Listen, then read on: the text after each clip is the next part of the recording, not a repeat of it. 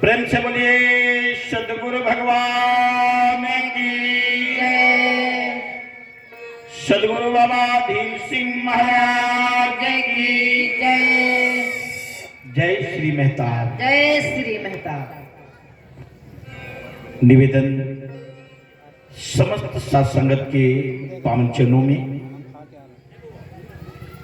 विदेशी माताओं बहनों के पावन चरणों में, समस्त सत्संगत के पावन चरणों में दास विनती कर दे कि दास पे गुरु नहीं, वक्ता नहीं, विद्वान नहीं, ज्ञानी नहीं, आपके चरणों का सेवक मात्र बनना चाहता कि कृपा के माध्यम से कुछ विचार आपकी ही शोभा में, किसी शब्द से आपके हृदय को चोट पहुंची या तकलीफ हो तो सत्संगत जी वो शब्द इस मूर्ख और अबोध के समझ करके छोड़ देना। अब कोई शब्द आपको प्रिय लगे तो वो शब्द हमारे परम पूज्य सदगुरु बाबा जी धीर सिंह के समझ करके स्वीकार कर लेना। सदगुरु भगवान की जय। आए सबसे पहले एक सामूहिक प्रार्थना लोक कल्याणार्थ, प्राणी मात्र के कल्याणार्थ। ये परमार्थ ऐसा है जो में सब कुछ सुलभ करा देता है। हमारे बीच में बहुत सारे लोग ऐसे हैं जिनके मन में कोई अरदास है, कोई कामना है, कोई भावना है, आपके चरणों में अरदास लगाई है। उन सबके लिए हमारे बीच में बहुत सारे लोग हैं, किसी रोग से, किसी दोष से पीड़ित हैं, कोई न कोई व्याधि, कोई न कोई त्रास उन्हें ग्रसित किए हैं।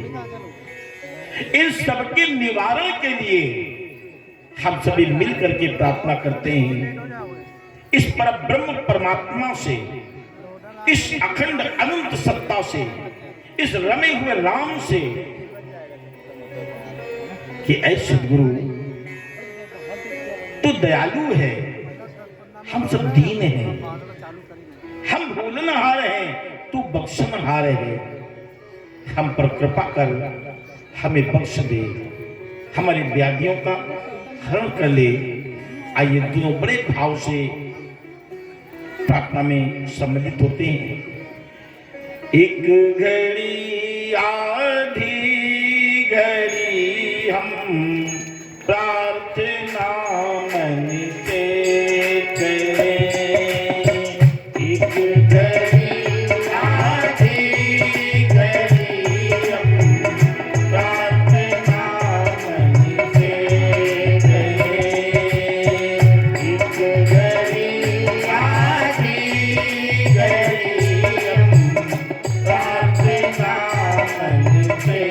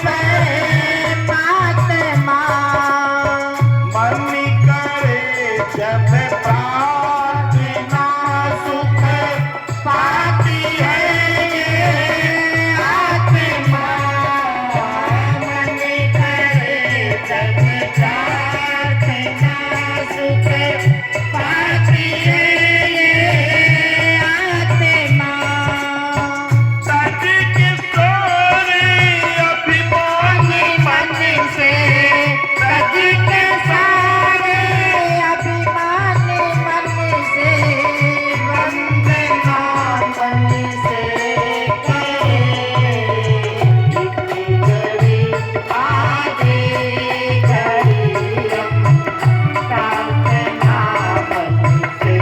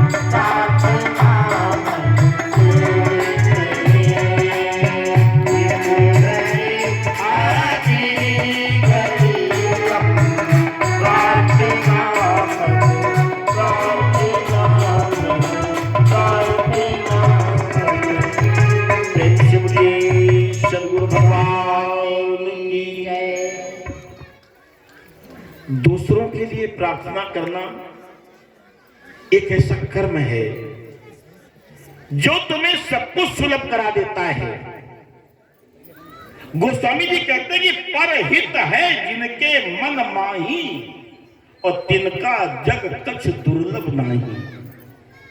जिनके मन में परमार्थ की भावना है, संसार में उन्हें सब कुछ सुलभ है, कुछ दुर्लभ नहीं है। पीछे थोड़े बच्चे शोर शराबा कर रहे हैं, आयोजक जाइए इधर, कोई जाइए। जिनके मन में परमार्थ की भावना है, सब कुछ सुलभ हो जाता है। और यह भी जो आप करें भी परमार्थ है। हमारे गुरु जी कहते थे कि ब्रह्म ज्ञानी मन पर उपकार उमा। जो ब्रह्म ज्ञानी संत होते हैं उनके मन में एक उमंग होता है, एक भाव होता है कि जैसे मैं सुखी हुआ हूं ऐसे और भी सुखी हो जाए, सारा संसार सुखी हो जाए। सर्वे भवन्ति सुखिना सर्वे सन्ति निरामया।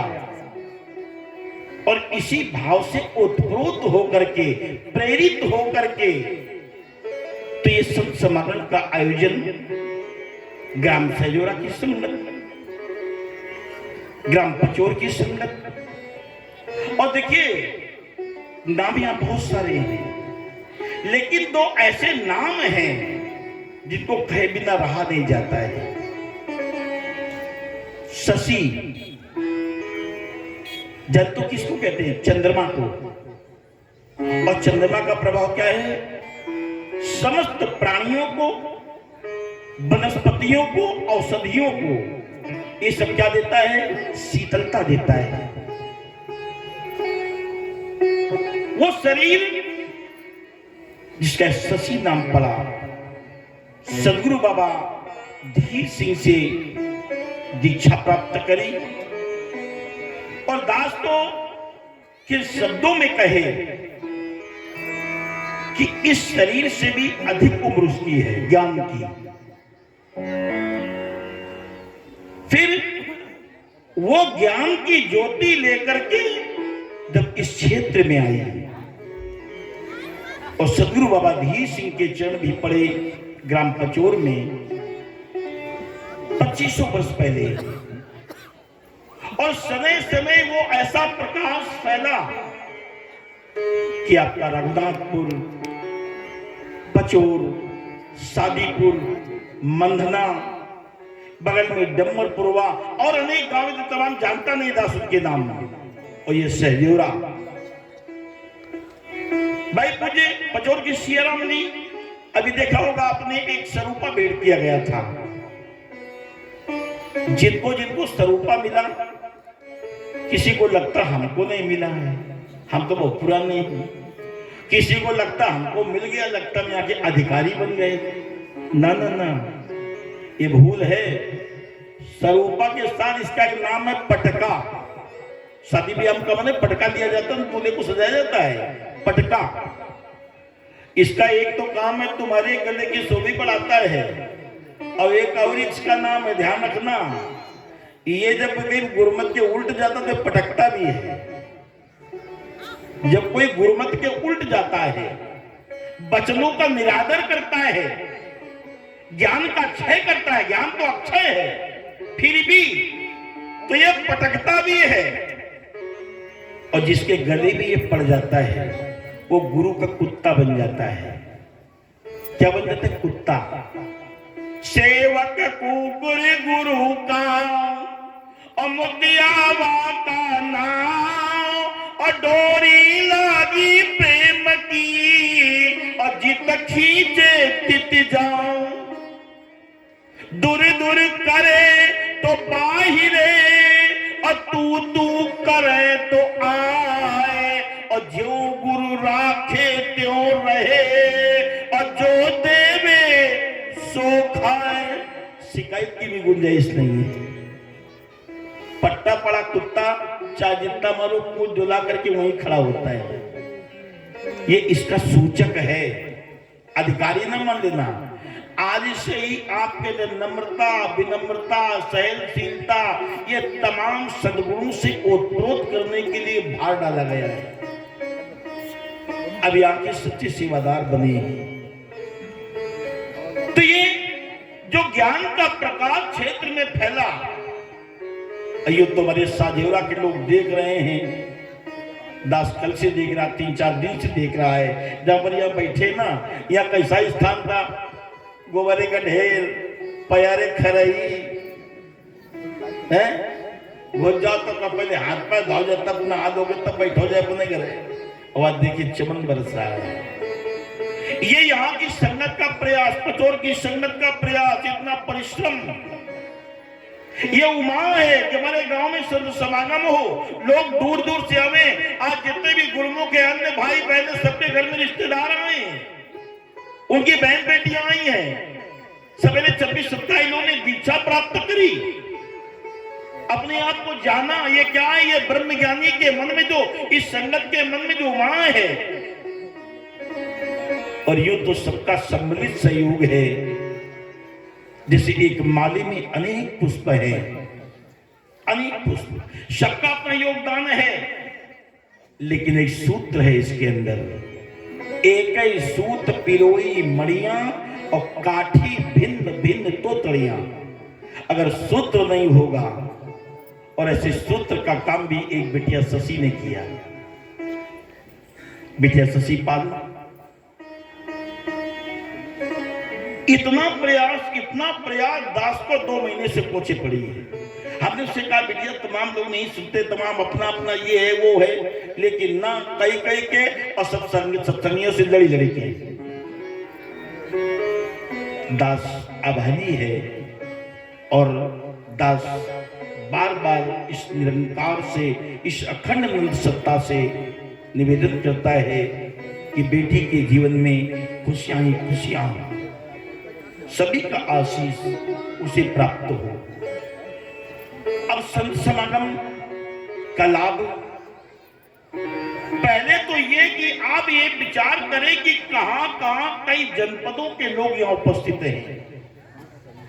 ये परम सौभाग्य है इस गांव का, और जहां पर इसकी चर्चा होती तो एक नहीं सारे तीर्थ यहीं उपस्थित हो जाते हैं। इसकी बड़ी महत्ता है। ये भाई है, इसमें गेट बंद करो, अंदर बाहर बंद करो, ये जितना आवागमन है वहां से, चलिए उसको बंद करा दीजिए, गेट बंद करा दीजिए, आवागमन बंद करिए वहां का। सदगुरु भगवान की। कल आपने रसपान किया था, आज भी आपने रसपान किया। ये जो ज्ञान है, ज्ञान एक जानकारी, और ये ज्ञान भी किसका, मैं कौन हूं। हमारे गुरुदेव कहते कौन हो किस लिए आए जग बीच में, और ये पहेली गुरु से समझ लीजिए, होगा फिर बोध निज आत्मा का तुम्हें कि मैं कौन हूं। संत वचनों का अमली सुधा पीजिए, जो अमल करने वाला सुधा है संत वचनों का। जब तुम अमल करोगे तब तुमको पता चलेगा कि मैं कौन हूं।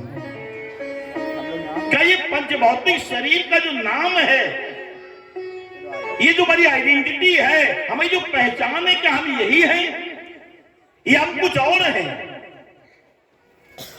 नहीं साथ संगति, हम ये नहीं है। कोई नहीं कहता होगा, किसी ने आज तक कहा कि मैं हाथ हूं, किसी ने कहा मूल से मूल, विद्वान से विद्वान, वो कहता मेरा हाथ है। किसी ने कहा कि मैं पैर हूं, कहता नहीं ये मेरा पैर है। किसी ने कहा कि मैं शरीर हूं, कहता नहीं ये मेरा शरीर है। अरे मैं हाथ नहीं, मैं पैर नहीं, मैं आंख नहीं, मैं सर नहीं, और मैं शरीर नहीं, तो आखिर मैं हूं कौन? मैं कौन हूं? इसी की तो यहां पहचान कराई जाती है। कौन लोग कर लेते हैं? वो लोग इसकी पहचान करते हैं जो अपना एक दायरा है, एक सीमा है, उससे थोड़े ऊपर उठते हैं। हमारी सीमा कितनी है? निद्रा भोजन भोग रस, और ये पशु पुरुष समान, और ज्ञान अधिक एक नरन में, और ज्ञान बिना पशु जान। नींद भर सोना, पेट भर खाना, और बच्चे पैदा करना। अच्छा कौन नहीं कर रहा है बताओ?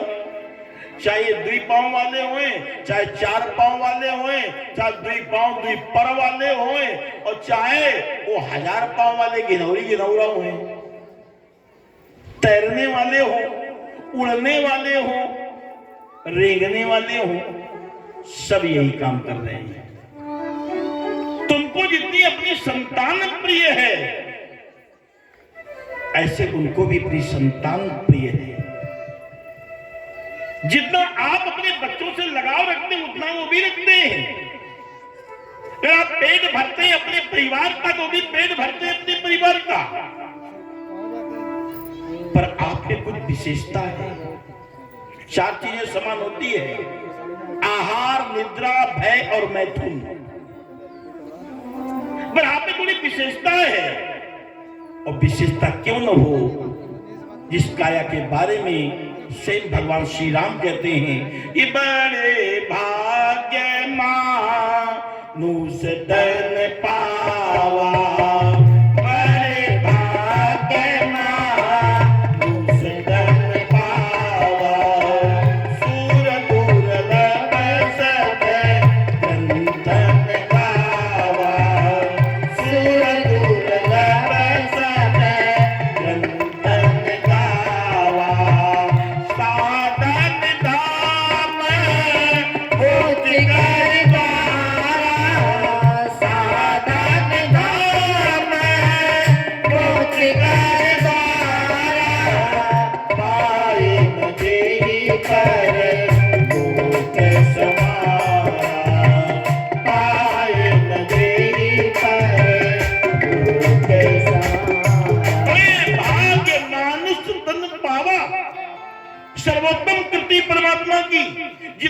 रचनाएं हैं इस ब्रह्मांड में, उनमें सर्वोत्तम रचनाएं है मनुष्य की, ऐसा भगवान श्री राम कहते हैं।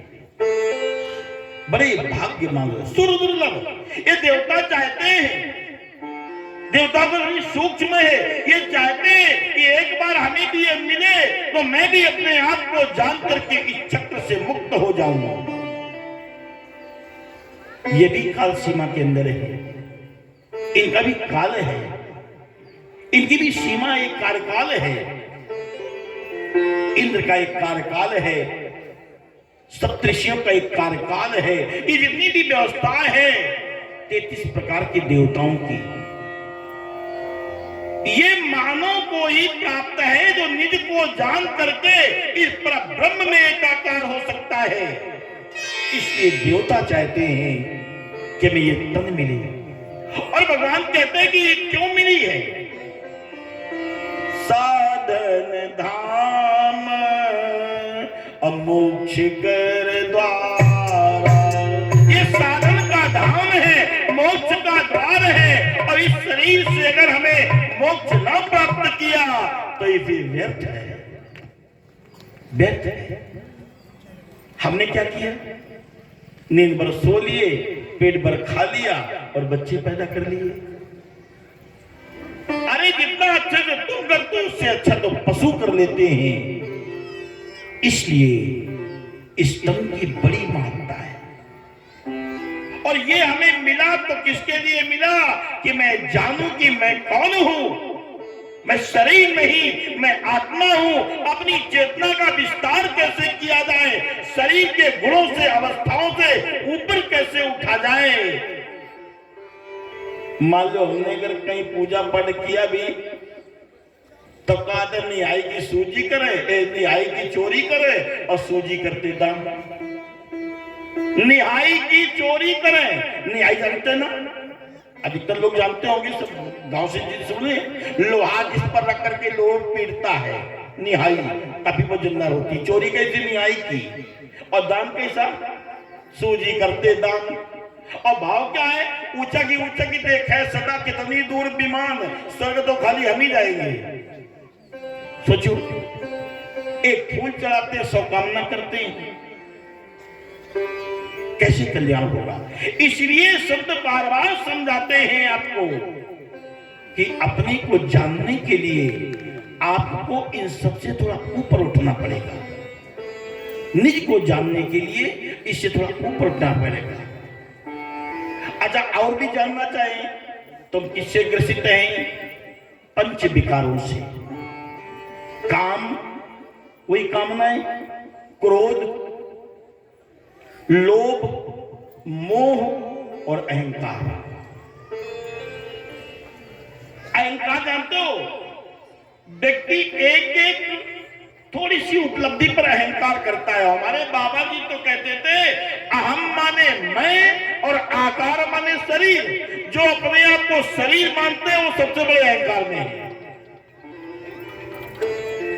जो अपने आप को शरीर मानते हैं, देह में बंधे, क्षमा करना अभी उन्होंने समझा कुछ नहीं है।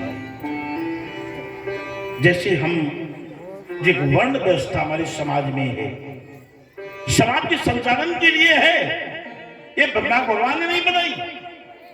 समाज के संचालन की वर्ण व्यवस्था बनाई गई। वर्ण व्यवस्था में अगर कोई चर्मकार है तो उसे बड़ी पीड़ा है, और कोई ब्राह्मण है उसे बड़ा गर्व है।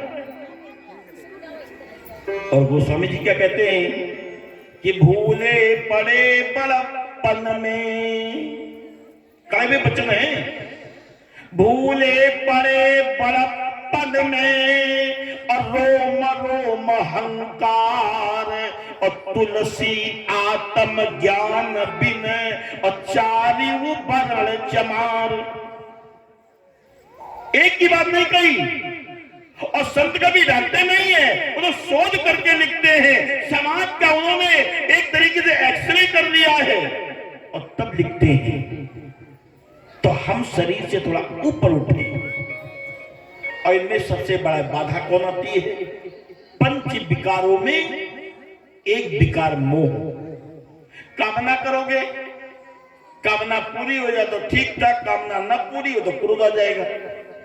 चाहे भगवान से काम ना करो, देवी देवता से काम ना करो, गुरु से काम ना करो, लड़का से काम ना करो, बहुरिया से काम ना करो।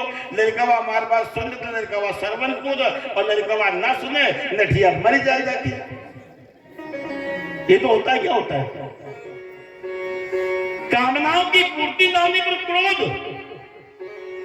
और छोटी छोटी वस्तुओं का, अपने इंद्रियों के विषयों की पूर्ति उनका लोभ, और भारी विकार है मोह। मोह क्या है? सारी व्याधियों की जड़। संत इसी से आपको जगाते हैं। आइए 2 पंक्तियों से दास प्रयास करेगा, आप सहयोग करेंगे, ताली जरूर बजाएंगे। ताली से जानते हो क्या होता है? एक किस्मत के ताले खुलते हैं। बगल वाला कोई नींद ले रहा है तो बजाओ तो चौक के जग जाएगा। इलाज भी होता है, एक्वाप्रेशर, इनमें तमाम पूरे अंदर पार्ट हमारे उनके समझ में पॉइंट होते हैं। जितना जोर जोर से बताते उतना स्वास्थ्य हमारा बढ़िया होता है। ताली से दिमाग के ताले खुलते हैं, किस्मत के ताले खुलते हैं, और आता हुआ पड़ोसी चौक के जग जाता है। तो आइए 2 पंक्तियों का दास प्रयास करेगा। गवैया वैया नहीं है भाई, आप लोग बजा देंगे मेरे साथ तो बेहतर होगा।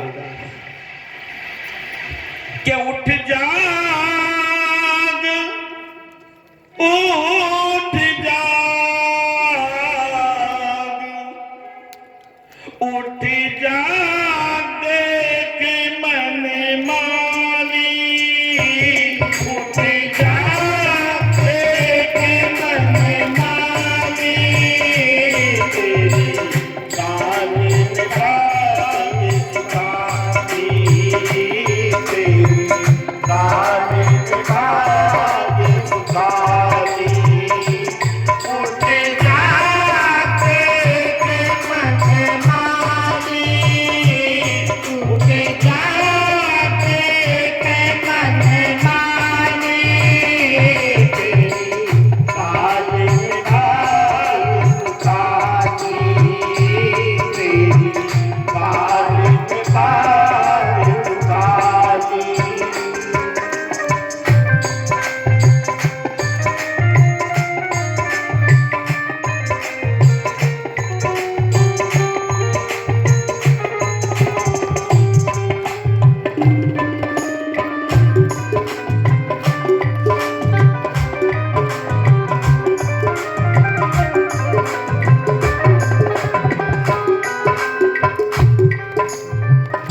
मैं मेरी का बाग लगाया, मैं मेरी का बाग लगाया, मोहनीर से अधिक सिताया, मोहनीर से अधिक सिताया। कालीवारू में गरम चली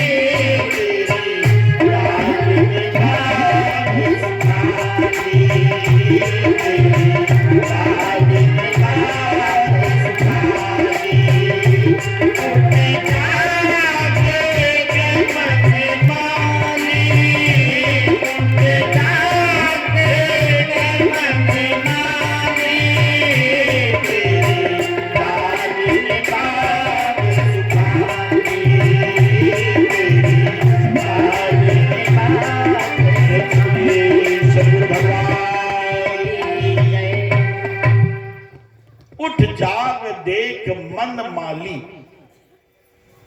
संत कहते हैं मन रूपी माली, तो उठ और जाग। मन सोया पड़ा है, मन सोया माया विस्मात। कैसे कैसे सोया? हमारी एक एक इंद्रिय सो रही है, कामनाओं के लिए जागृत है, वासनाओं के लिए जागृत है, और जो इसे करना है उसके लिए सो रही। मन को जगाते हैं मन रूपी माली, तू जाग और देख तेरी इस बाग को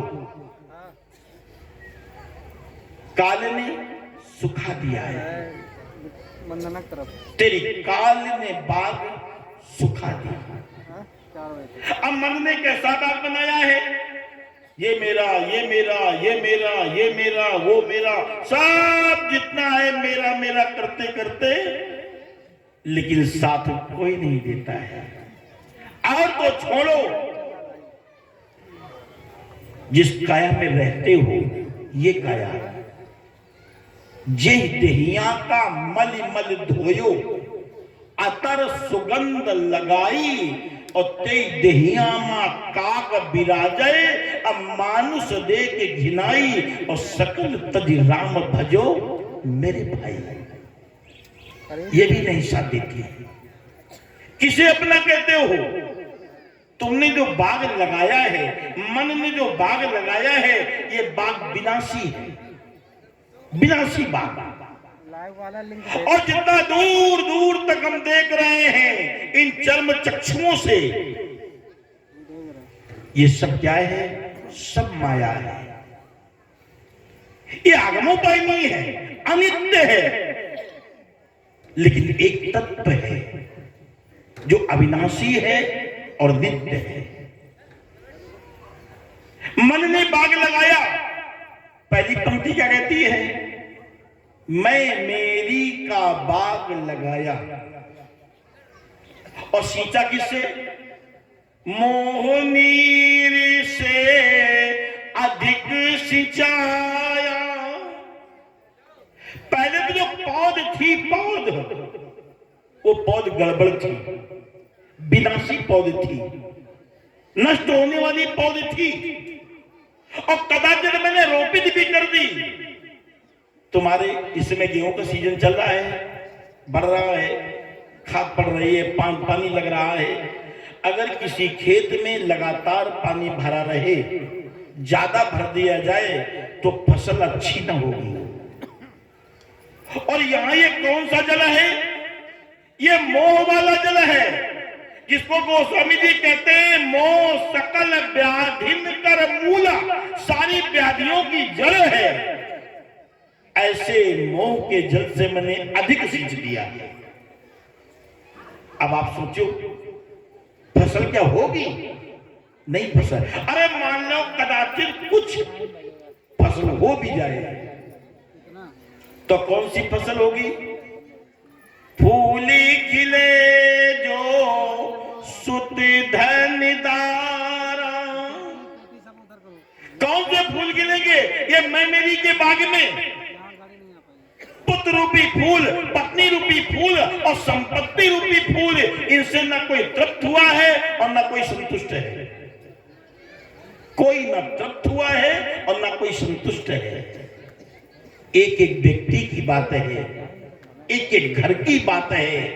इससे कोई अछूता नहीं है। कोई ना कोई दुख हमें घेरे इन्हीं के कारण। अगर कोई फूल खिला भी तो कौन? शुद्ध धन दारा। और हमारी गड़बड़ी कहां है? मैंने इसी शुद्ध को, धन को, दारा को अपने गले का हार बना लिया। भगवान की भक्ति हमारे गले का हार नहीं है। इस आराधन हमारे भक्ति का, हमारे गले का हार नहीं है। हमारी पद, हमारा प्रतिष्ठा, हमारा मान, हमारी बड़ाई, हमारे बच्चे, उनकी योग्यता, उनकी अधिकता, माया की अल्पता, अधिकता दुख सुख कारक बन जाती है। यही हमारे गले का हार है। हम गर्व से कहते हैं भैया चाटे अपना ले लेना है, आपका परे नहीं है, लड़का नाती मजा करे। कोई पूछ नहीं रहा, बताना चाहते हैं ले जाऊंगे। कोई ले गया अब तक? कोई ले गया? बने रहोगे? अरे कौन बना रहा है धरा पर? बलि विक्रम बेरु दधीच गए, भारत गए जिन भारत थाना, गए दुर्योधन जंग जुरे, जिन 64 कोस में छत्र बिताना, बाज गए बल रूप गए, जिनकी कखरी 10 शीश दबाना, है धरा को प्रमाण यही तुलसी, ये जो फरा सो झरा और जो बरा सो बुताना। अहंकार रहेगा नहीं, टूट जाएगा, एक दिन नष्ट हो जाएगा। और ये निराकार है ना, ये आहार कुछ नहीं करता है। लेकिन अगर ये आहार करता है तो हमारे अहम का आहार कर लेता है।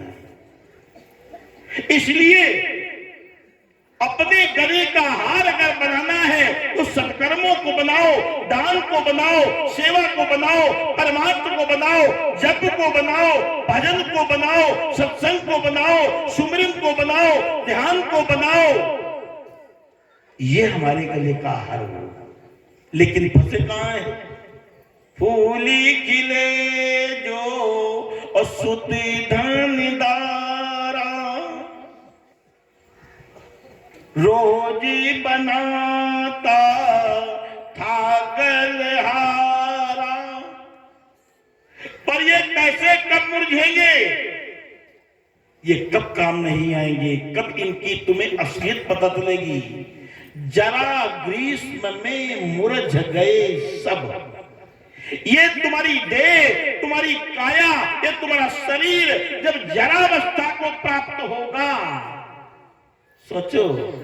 अब जो बुजुर्ग लोग हैं अपने मन से पूछें, हम लोग गिनती में आ रहे हैं, 60 साल तो हो ही गए काया के, हमारे नहीं, हम तो अनंत हैं। कब से हैं, कब तक रहेंगे मैं पता नहीं, इस शरीर की बात बता रहे हैं। आज हमारे समाज में अगर हमारे वृद्ध माता पिता सम्मान से जिस परिवार में एक रोटी पा रहे सम्मान पूर्वक, वो घर नहीं, वो मंदिर है, देवालय है। वो जो अपने वृद्ध माता पिता का भाव समय, जिन्होंने अपना यौवन दिया, अपने रजवीर से तुम्हें उत्पन्न किया, अपने को कुर्बान कर दिया, भूखे में रह करके अब तुम्हें खिलाया, गीले में सो करके सूखे में तुम्हें सुलाया, अपनी आइडेंटिटी पहचान दी, अपनी कमाई संपत्ति दे दी और सब कुछ दे दी, और बदले में उन्हें हम दे क्या रहे हैं। आज के समय में वो घर मंदिर है, और जिस घर में माता पिता आज हैं, वो जानते हो घर रूपी मंदिर में ये साक्षात देवता हैं। लेकिन हमारी सामाजिक स्थिति क्या है, लज्जा आती है कहने में और स्वयं में।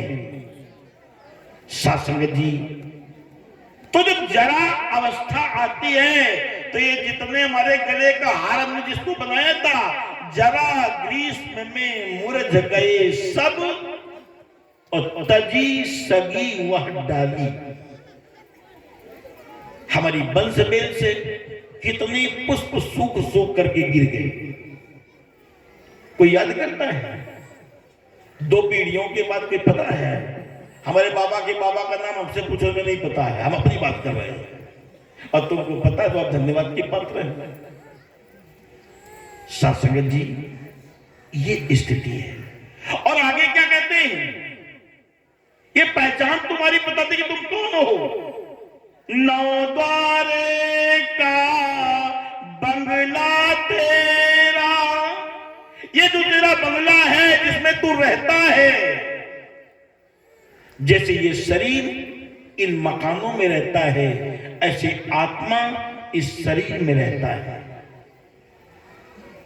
पूरे जीवन हो गया हमारा, हमने ये नहीं समझा कि हम शरीर है, ये आत्मा है।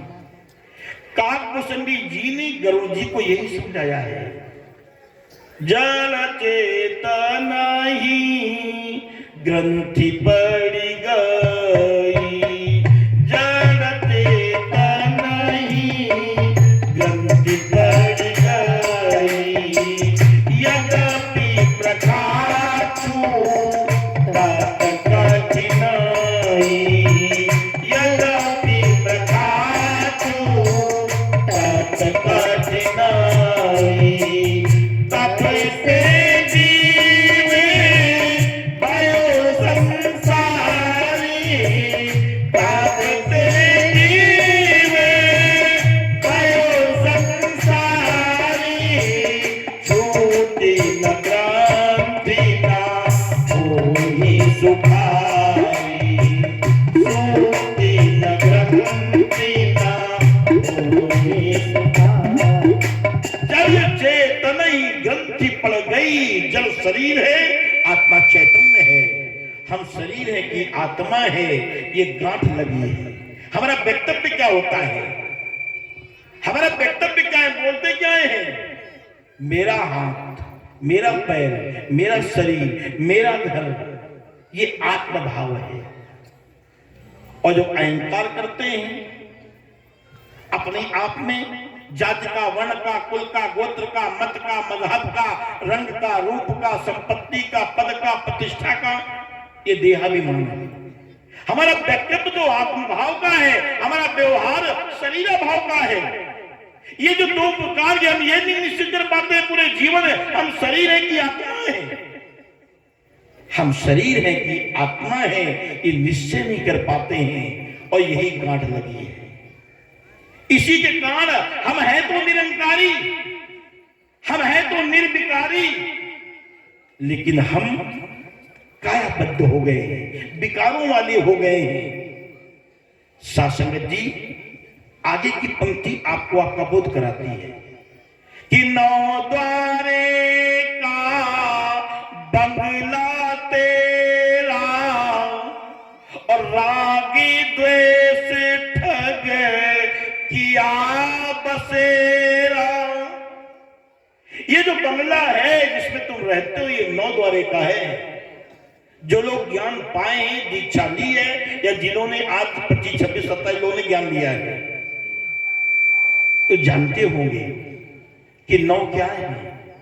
ये पंच महाभूत है और प्रकृतियां हैं।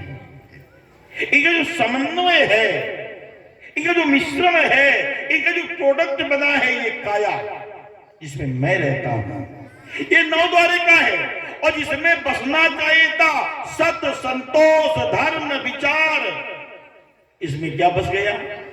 चुगली, निंदा, द्वेष, राग, नफरत।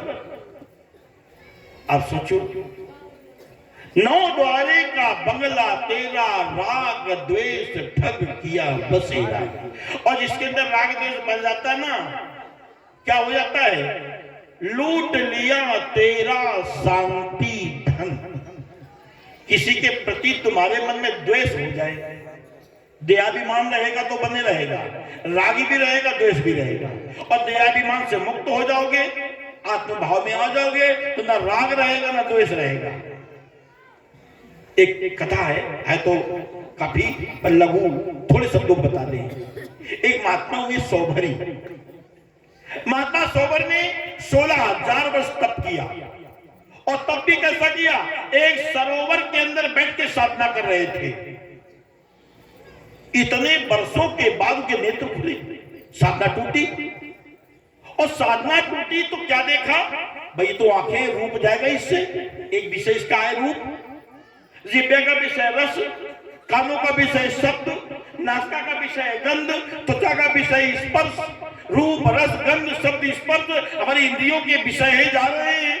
नेत्र खोले तो रूप गया। और रूप क्या गया कि एक मत्स्य, एक मछली, बड़ी मछली अपने हजारों बच्चों के साथ जल में कीड़ा करते हुए, खेलते हुए, और उसके बच्चे साथ साथ चली जा रही तैरते हुए आनंद से। महात्मा सौभरी को लगा कि देखो मैं श्रेष्ठ योनि में हूं, लेकिन मैं कब से बैठा हूं, हमें कोई आनंद नहीं है। और ये मछली जो तुच्छ योनि में है, ये कितना किलोल कर रही है, अपने परिजनों में कितना प्रसन्न है। और एक मत्स्य को देख करके महात्मा सौभरी के मन में द्वेष पैदा हो गया, ईर्ष्या हो गई। और ईर्ष्या जानते हो, आदमी को वैसे खाती जैसे कपड़े को कीड़ा खा जाता है, धीरे धीरे वो खा जाता है, ऐसी ईर्ष्या होती है। और जब उनके अंदर ये द्वेष हुआ, उनके अंदर ईर्ष्या जागी, तो उन्होंने क्या निश्चय किया कि अब मैं तपस्या त्याग करके इसी प्रकार मैं परिवार बसाऊंगा और भी लड़के बच्चे पैदा करूंगा। अब आप सोचो, अब लड़के बच्चे पैदा करूंगा, ये भावना, ये विचार उनके मन में आया और उन्होंने क्या किया? अब भाई लड़के बच्चा पैदा करने के लिए विवाह करना पड़ेगा। कभी संकल्प सृष्टि हुआ करती थी, अब तो ब्रह्मा जी की मैथिली सृष्टि है। अब विवाह के लिए कहा जाए तो कहीं तो जाएंगे जिसकी कन्या होगी। तो महाराज मानधाता के दरबार में गए। महाराज मानधाता को ने जब देखा, महात्मा सौभरी को आया देखा, उनका उचित सम्मान किया, उनके सुखपूर्वक आसन दिया, उनका सत्कार किया और कहा महाराज आप आए, हम बड़भागी हुए, आपके आने का कारण क्या है? तो कहा मैं विवाह करना चाहता हूं। इतना वृद्ध महात्मा वो कहता मैं विवाह करना चाहता हूं। और कहा मैं विवाह करना चाहता हूं और तुम्हारी 50 कन्याएं हैं, अपनी एक कन्या हमें दे दो।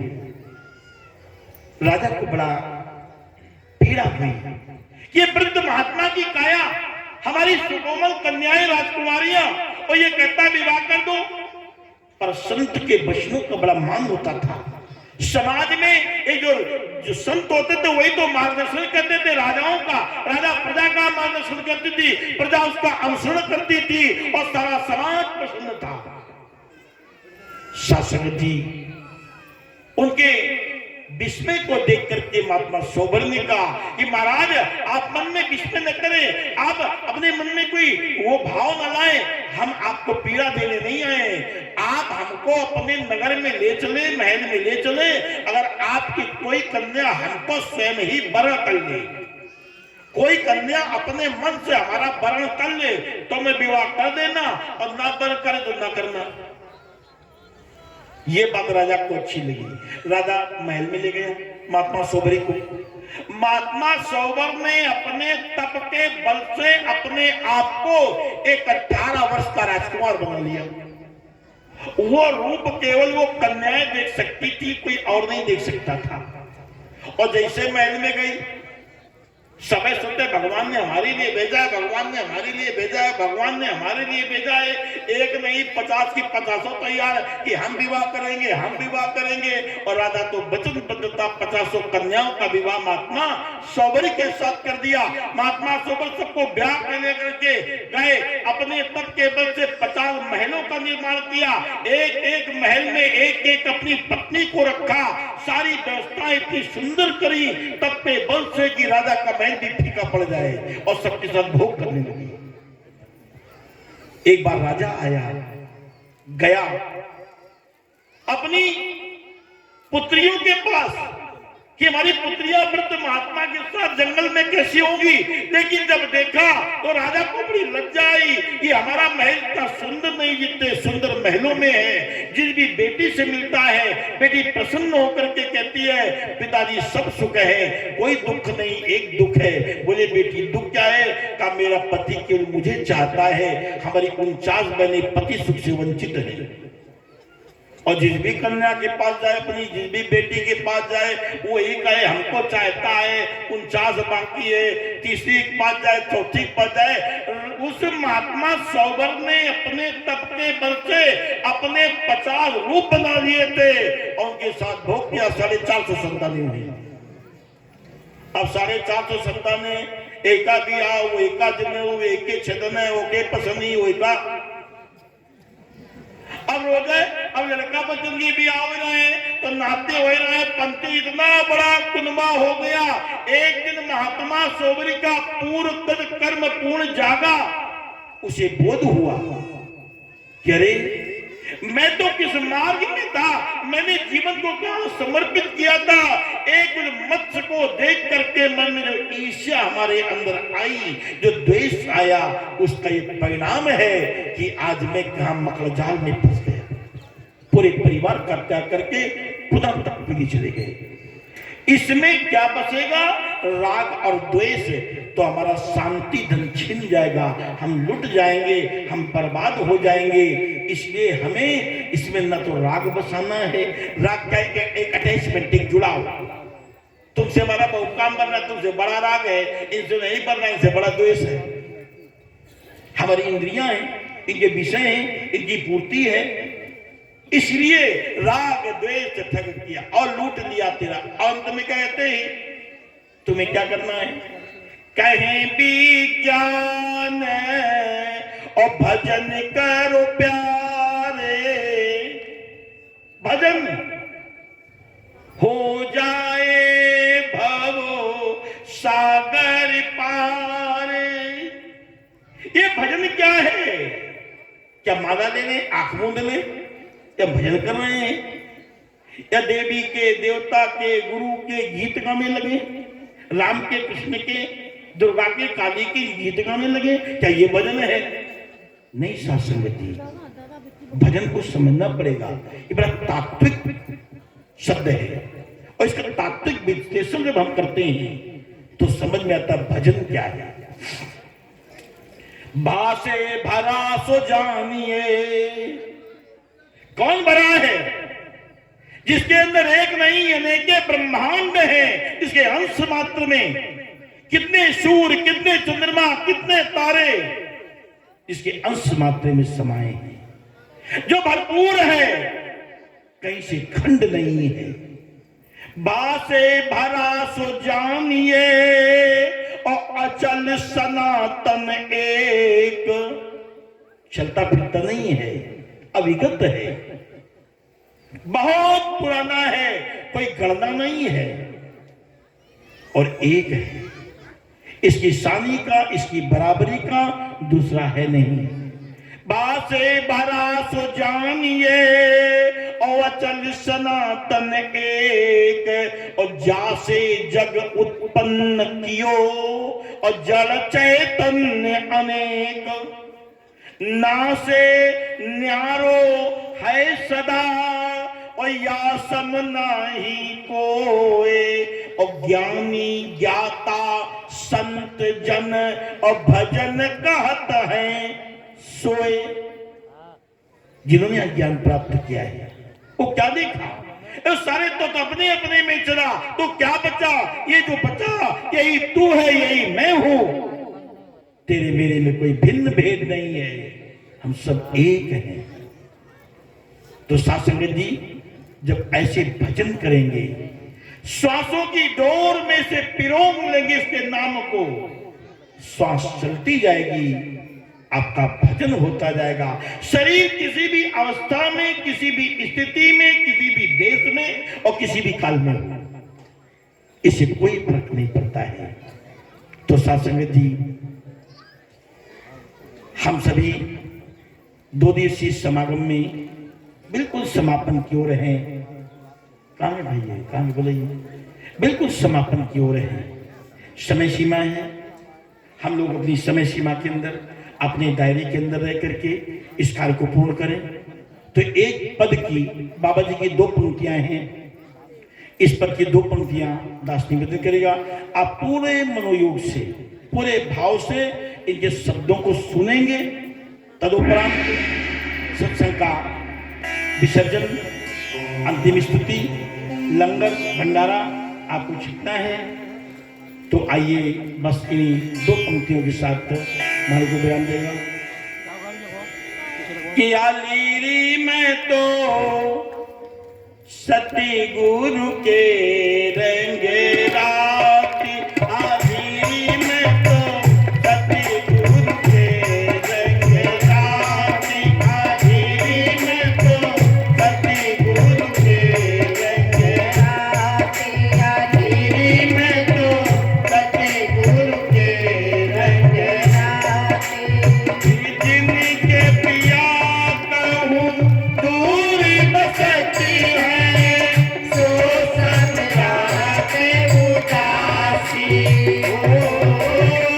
जिनके पिया कहूँ दूर बसती है, सो सब राते उदासी, मेरे पिया बैठे बीच बसती है, मेरे पिया बैठे बीच बसती है, ना कहूँ सीता जाती, आखिरी में तो सती गुरु के रंगे राती, आखिरी में तो सती गुरु के रंगे राती।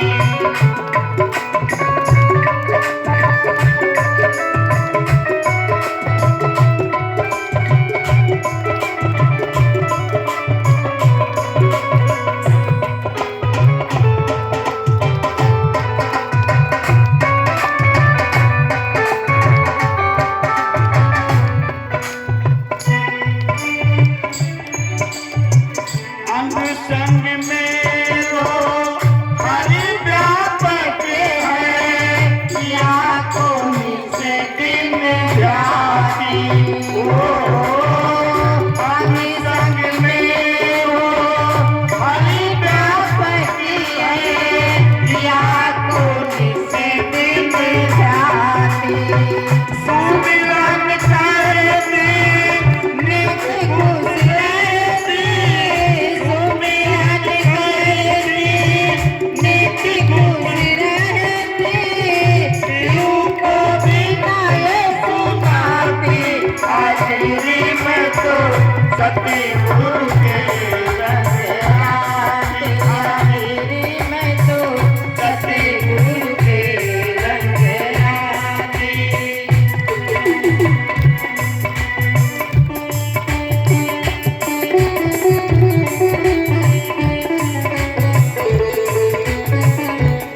अरे बहुत से लोग हाथ बोलते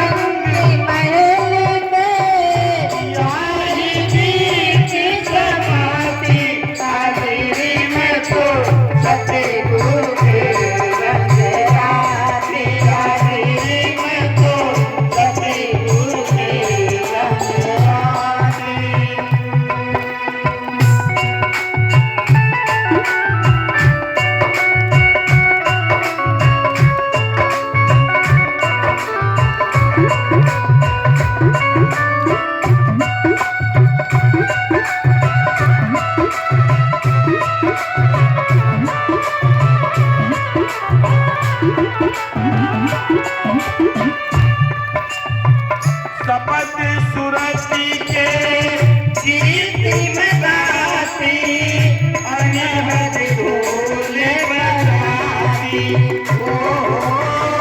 शपथ सुरति के कीर्ति में गाती अनहद ढोल बजाती।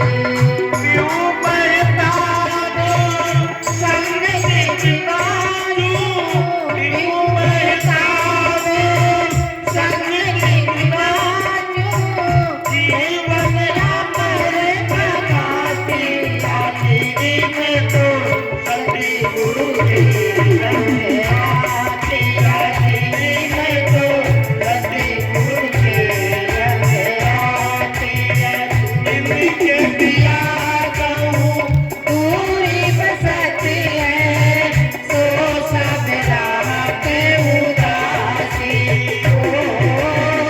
जिनके पिया कहूँ पूरी बसती है सो सब रात उदासी।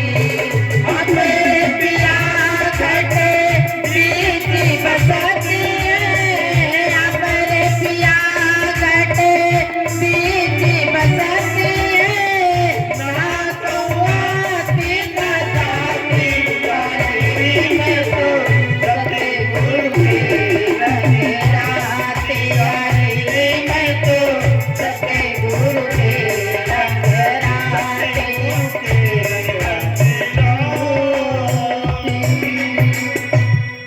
आली मैं तो सदगुरु के रंग, जो गुरु के रंग में रंग गया तो ये अखंड अंग सत्ता स्वयं भगवान कहते हैं, खुदा कहते हैं, ईश्वर कहते हैं, अल्लाह कहते हैं। अनेक भाषाओं में अनेक जानने वालों में से अनेक प्रकार से संबोधित किया। ये अंग संग है, ये अंदर भी बसता है और बाहर भी बसता है। यद्यपि बिरज व्यापक अविनाशी और सबके हृदय निरंतर वासी, इसकी अनुभूति होने लगती है। और सत्संग की सर्वोत्तम उपलब्धता यही है, जब आत्मा परमात्मा का योग हो जाए।